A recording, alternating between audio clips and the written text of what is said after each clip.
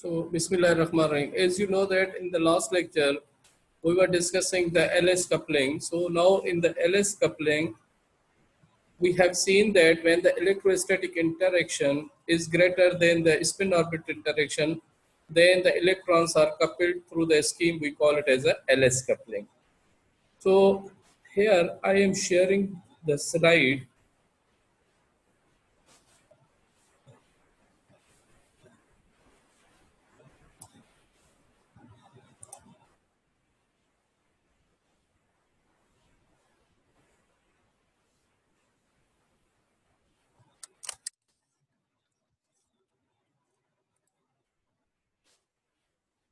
So here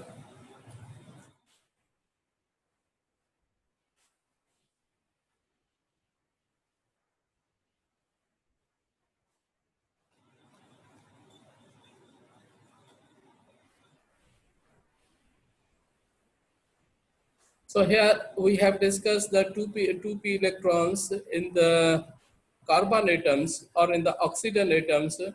The time value for the oxygen atom is 1s0, 1d2 and 3p012. So now we are moving forward to discuss the 3-electron system. So now in the 3-electron system here,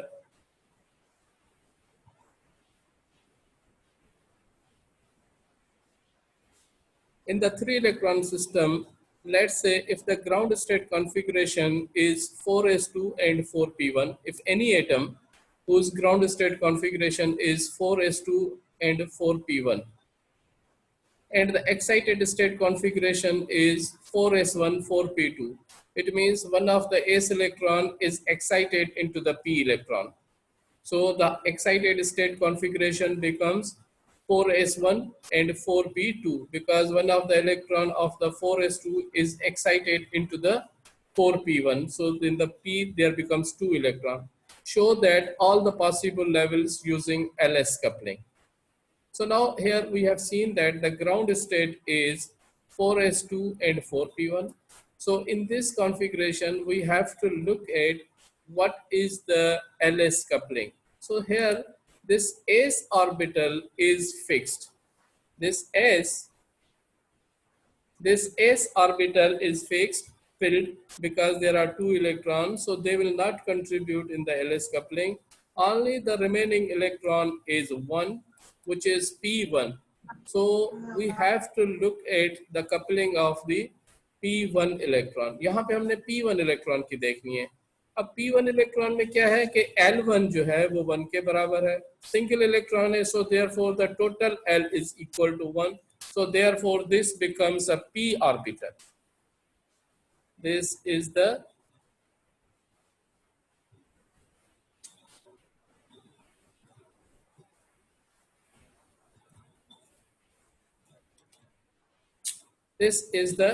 p orbital. So now in this case the spin s1 is equal to 1 by 2. So therefore the total spin is equal to 1 by 2. So if we combine them L and S, 1 plus 1 by 2 gives you the two values. It is either 1 by 2 or it is either 3 by 2. So the total J value is 1 by 2 or 3 by 2. Therefore the term value for this configuration is 2p 1 by 2 or 2p 3 by 2. So for this 4p1 configuration, the term values are 2p 1 by 2 and 2p 3 by 2. So now this is the configuration for the ground state because the ground state configuration of that atom is 4s2 and 4p1. As I told you, the 4s2 जो है वो filled orbital है, जो filled orbital है वो coupling में contribute नहीं करता. Only the p1 electron will interact, its angular momentum will interact with the spin momentum. So the angular momentum L interact with the spin, and this interaction gives you the two values. One is 2p1 and other value is 2p3. So now this value 2p1 and 2p3, these two values will interact with the other electron, and we have to look at when the atom is excited. Now here in the excited state electron, this s electron one of the s electron is excited into p electron. So now in the p electron there are 2 electrons. अब यहाँ पे अगर आप ये देखें कि p में जो है वो 2 इलेक्ट्रॉन है और s में 1 इलेक्ट्रॉन है. अब यहाँ पे हमारे पास 3 इलेक्ट्रॉन है और यहाँ पे तीनों इलेक्ट्रॉन को अगर आप ये देखें कि दोनों शेल जो है s ऑर्बिटल, दोनों ऑर्बिटल s ऑर्बिटल और p ऑर्बिटल दोनों अनफिल्ड है. They are not completely filled, they are partially filled. अब इस सिचुएशन में क्या किया जाए? इसकी सिचुएशन में हम देखेंगे कि हमें तीनों इलेक्ट्रॉन्स की कपलिंग देखनी है. अब तीनों इलेक्ट्रॉन्स की कपलिंग कैसे देखें? कि पहले हम कपलिंग देखते हैं कि 4p2 की क्या होगी. अब यहाँ पे 4 जो है which is the principal quantum number, और आपको पता है कि principal quantum number is not contributing in the coupling. The coupling only depends upon the orbitals, which is the s orbital, p orbital, or sp orbital, or sd orbital, and etc. So the total coupling depends upon the orbital. It does not depend upon the principal quantum number. It depends upon the L value. It depends upon the spin value. तो यहाँ पे अगर आप ये देखें कि इसकी जो 4p2 है, इसकी अगर मैं ये देखूं कपलिंग तो क्या होगी? एज अ रिजल्टेंट अगर आप ये देखें कि p2 के जो टर्म वैल्यूज हैं वो आपके पास आ जाते हैं कि ये जो आपके पास टर्म वैल्यूज हैं which is this 1s0, 1p1, 1d2, which we have already done for the carbon atoms. So the similar, the carbon, and we know that using the symmetric anti-symmetric wave function theory, the total term value for the p2 orbital is equal to 1s0, 1d2, and 3p012. So these three are the term values for the carbon. So this is what we have done in our previous lectures. So now it means this is the term value for the p2 level. These are the term values for p2 level. So now we have to couple this 4s1 electron with these term values. So first 4s electron is coupled with 1s0, second 4s1 electron is coupled with 1d2, the third 4s1 electron is coupled with 3p012. So here I am writing again. In the first case, 4s electron is coupled with 1s0, this one. The 4s electron is coupled with the 1d2, which is this. The 4s electron is coupled with the 3p012. यहाँ पे अगर आप ये देखें कि p2 के जो हैं वो टर्म वैल्यूज ये हैं.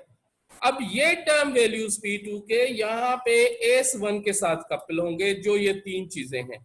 यहाँ पे मैंने ऊपर s के ऊपर कुछ भी नहीं लिखा, इसका मतलब है 1. अब यहाँ पे अगर आप ये देखें कि इसकी कपलिंग क्या होगी, यहाँ पे L1 जो है 0 है, because this is the s orbital. L2 this is also s orbital, L2 भी 0 है. तो इन दोनों का जो टोटल L होगा, एंगुलर मोमेंटम, विच इज 0, 0 का मतलब है s ऑर्बिटल. अब यहाँ पे एक इलेक्ट्रॉन है, s के पास कौन सा इलेक्ट्रॉन है? 1 इलेक्ट्रॉन. जब यहाँ पे s के पास एक इलेक्ट्रॉन है तो उसकी स्पिन क्या होगी? 1/2. It means 4s electron has a spin of 1/2. अब यहाँ पे ये देखो 1s0, अब इसकी मल्टीप्लिसिटी 1 है. मल्टीप्लिसिटी 1 कब होती है? जब उसका स्पिन 0 हो. आपको पता है the multiplicity is equal to 2s + 1. अब s की वैल्यू अगर 0 होगी तो मल्टीप्लिसिटी 1 होगी. यहाँ पे ये देखिए मल्टीप्लिसिटी 1 है, इसका मतलब है कि s की वैल्यू क्या है? 0. So therefore s2 is equal to 0 for this. तो यहाँ पे अगर आप ये देखें s1 is equal to 1/2, s2 is equal to 0. So as a resultant s is equal to 1/2. अब यहाँ पे अगर आप ये देखें s 1/2 है, l 0 है, तो टोटल j वैल्यू क्या होती है? l + s. तो 0 + 1/2 इज इक्वल टू 1/2. तो यहाँ पे अगर आप ये देखो कि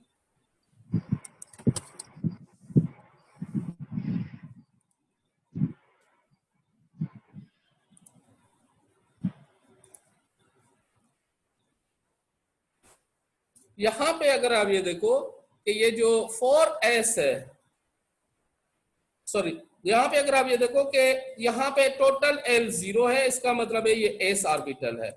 तो इसकी जो मल्टीप्लिसिटी वो क्या होगी, स्पिन टोटल जो है 1/2 है। 1/2 यहाँ पे अगर आप डालेंगे तो 2 multiplied by 1/2 plus 1 gives you 2। So 2s 1/2, j value is equal to 0 plus minus 1/2 gives you 1/2. So the multiplicity is this for these two combinations. So the term value for these two combination is equal to 2s 1/2. In the second case, if we look here, the 4s is combined with 1s2.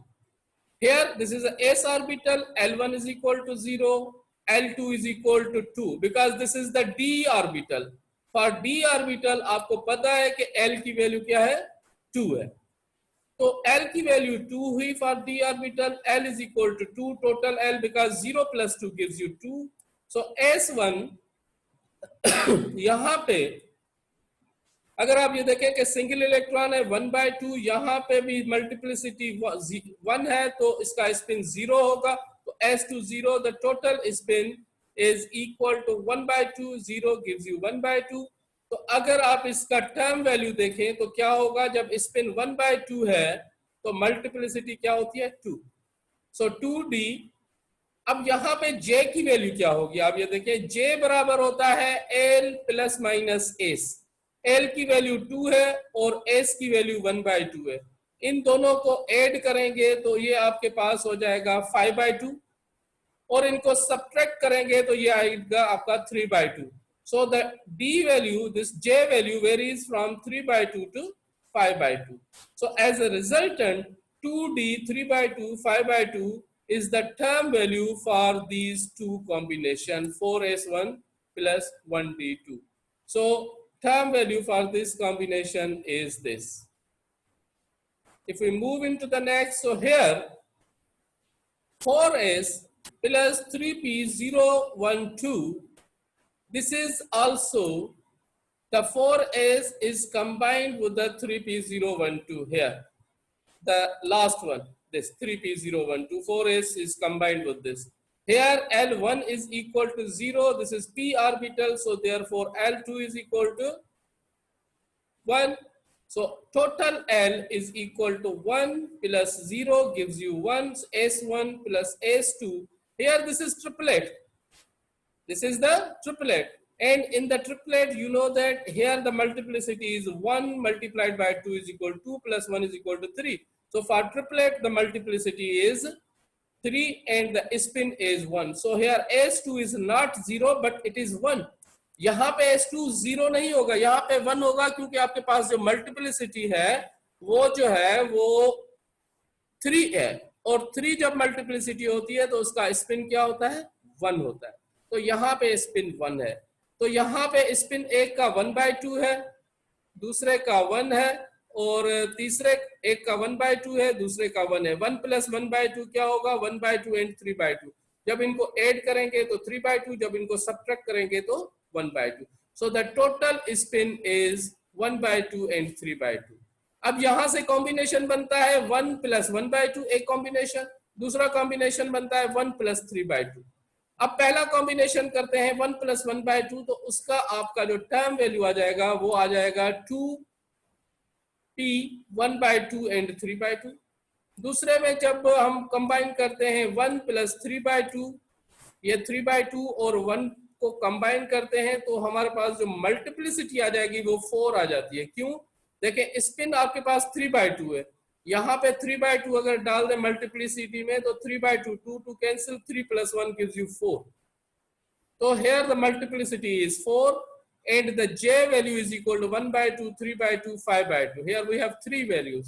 How, look here, 3/2 and 1, if we add them, अगर आप इनको add करते हैं तो क्या होगा, 2 plus 3 is equal to 5 5/2, और अगर इसको सब्ट्रैक्ट करते हैं 2 माइनस 3 इज इक्वल टू 1 1/2।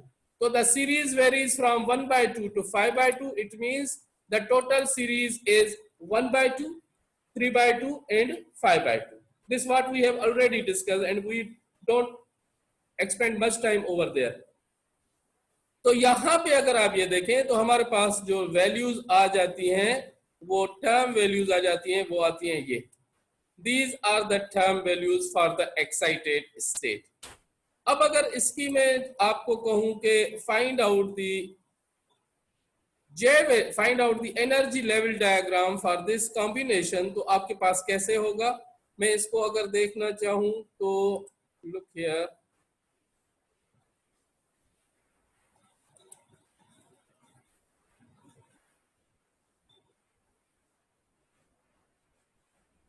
यहाँ पे I included a new slide over here. So just if we look here, okay, what we did the ground state configuration is this. This is the ground state configuration. Okay, the ground state configuration, and we have seen that its term value is equal to this. ये इसका term value है. This is the ground state configuration और उसका term value ये है. उसके बाद हमने देखा कि this is the excited state. Excited state क्यों है इसको, कि एस में से एक इलेक्ट्रॉन उठ के चला गया है पी में. तो ये हो गई एक्साइटेड स्टेट कॉन्फ़िगरेशन. और एक्साइटेड स्टेट कॉन्फ़िगरेशन की जो टर्म वैल्यू हमने देखी वो हमारे पास एक ये है और दूसरी हमने देखी कि ये है,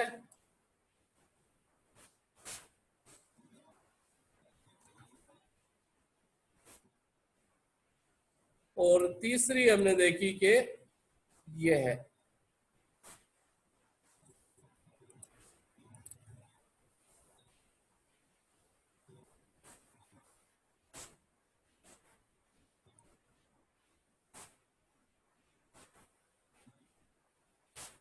अब यहां पे अगर आप ये देखें कि जब एटम ग्राउंड स्टेट पे था, या कोई भी एटम है, कोई भी अननोन एटम है, आप इसको निकाल सकते हैं पीरियोडिक टेबल से कि ये कौन सा एटम है. इलेक्ट्रॉनिक कॉन्फ़िगरेशन देख के आप निकाल सकते हैं 4s2 और 4p1 तक जो टर्मिनेट होती है वो कौन सा एटम है.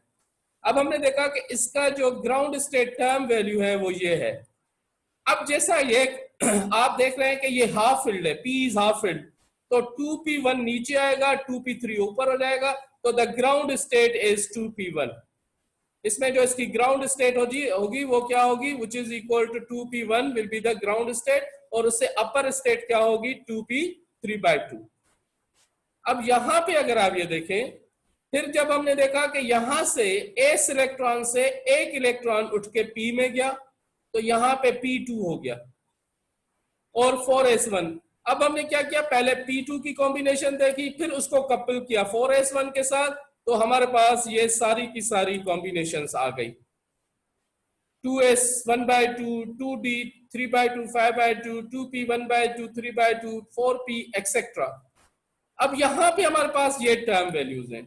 इसका मतलब ये हुआ कि ये लोअर लेवल है, ग्राउंड स्टेट कॉन्फ़िगरेशन है, और ये अपर लेवल से अपर एक्साइटेड, ये लोअर लेवल है और ये अपर लेवल से.